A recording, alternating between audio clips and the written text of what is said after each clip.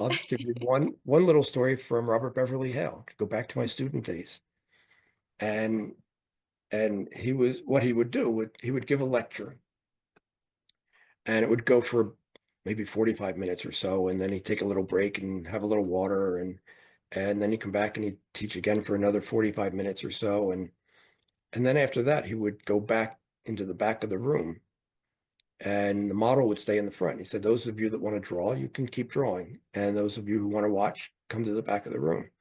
And we were all drawing on big newsprint pads at that time, big 18 by 24 newsprint pads, and you prop it up against the chair, and you're drawing with vine charcoal, and he didn't care whose drawing it was.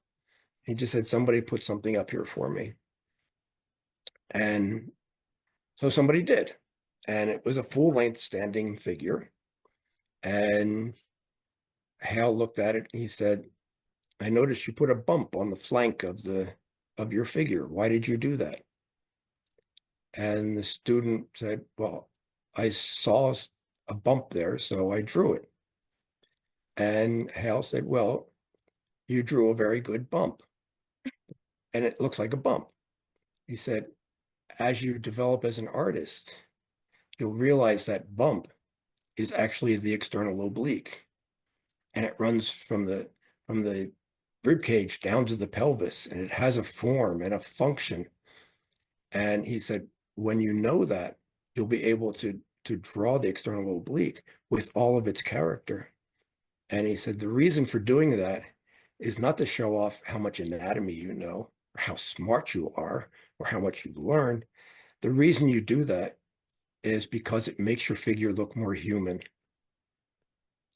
And I thought, what a beautiful thought.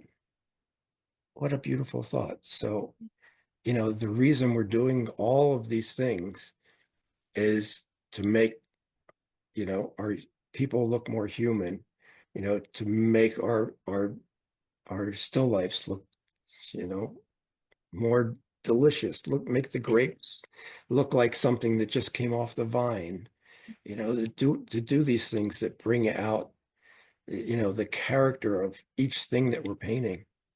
But I've always loved that idea, the reason you do it is to make your figure look more human. And still, that was 50 years ago. Still makes my heart beat faster, Yeah. to make your Oh. figure look more human. How beautiful is that? And he just said it very quietly. Mhm. And I don't know if anybody else remembers it, if anybody else heard it, it may have been said just for me.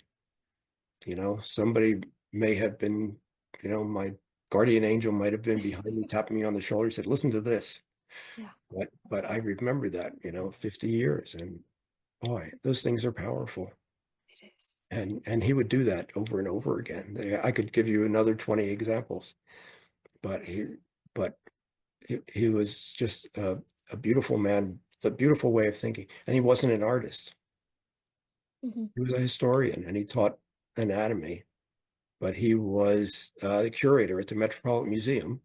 Mhm. And he's the one who brought in the modern paintings. He's the one who brought in the Jackson Pollocks and those things. And then he would come to the league and teach classical drawing.